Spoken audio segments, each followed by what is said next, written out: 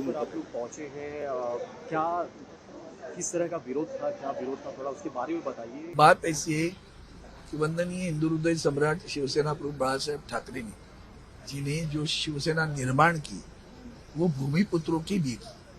भूमिपुत्रों पर अन्याय नहीं होना चाहिए, उसके खिलाफ लड़ना चाहिए। उसको लेकर स्थानीय लोकाधिकार समिति का निर्माण हुआ और वो इस विषय को लेकर सभी स्थापनों में काम करती है। अब यहाँ ऐसे महसूस होने लगा, ये तो पहले से यहाँ तो पूरे 90% मराठी लोग रिक्रूट हुए जब क्लेरिकल की बात आती थी ना। अब क्या हुआ कि इतने सालों के बाद अब उनकी पदोन्नति हो रही है, बढ़ती हो रही है। अब बढ़ती करते समय इन्होंने क्या कर दिया, जो 2 बरस अभी रिटायर्ड होने को है उसको राज्य के बाहर निकाल रहे हो, या तो नहीं दे रहे हो या तो भी इंक्रीमेंट नहीं दे रहे हो। ये गलत है, सरासर गलत है। उसके बावजूद और भी क्या किया, 445 अफसरों की भर्ती हुई AAO to DM district manager. ये सारे बढ़ोतरी देते समय उन्होंने 445 में से सिर्फ 43 महाराष्ट्र। क्यों? इतने लोग हैं ना हमारे सभी, इतनी सालों LIC कौन चला रहे, कितना अनुभव है, धंधा कैसे करती है वो भी तो देखो। इन्होंने चालाकी है कि इसके ऊपर इंटरव्यू लगा दिया। अब मुलाकात के नाम पर जो चाहे उसको सिलेक्ट कर रहे हैं। यहाँ भी एक ज्ञानेश कुमार बैठा, समझे कि नहीं, तो बराबर सिलेक्ट करता है, इसको डिलीट कर रहे हैं, इसको आगे बढ़ाना है।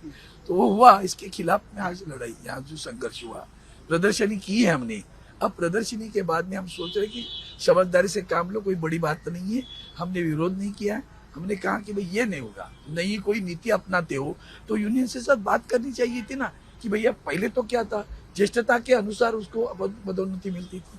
अब ज्येष्ठता की बात नहीं कर रही है, अब उसमें मुलाकात जोड़ रहे हैं और मुलाकात में ज्ञानेश कुमार काम कर रहे हैं।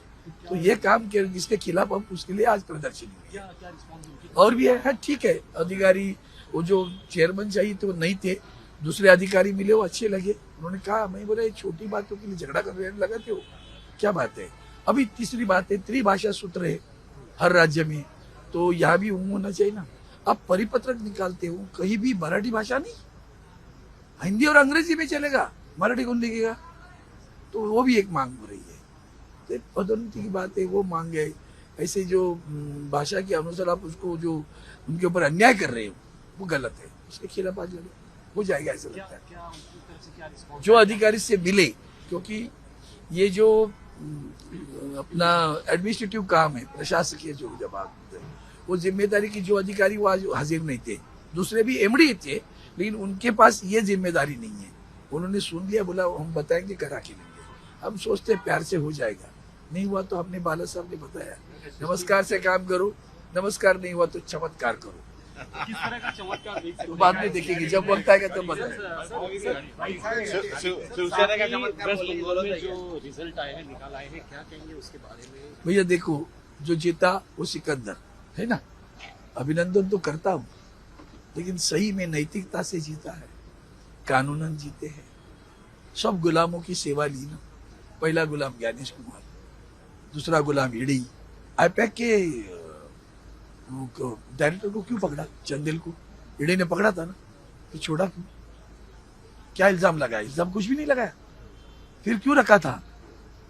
तो समझ जाओ ना, ये उसकी नींव है, तो कैसी मंजिल बनाई होगी। जो आरोप है 100% सही आरोप है ना भैया। 90 लाख लोगों के आप कटा देते हो, नाम कटा देते हो, ये जनतंत्र है क्या?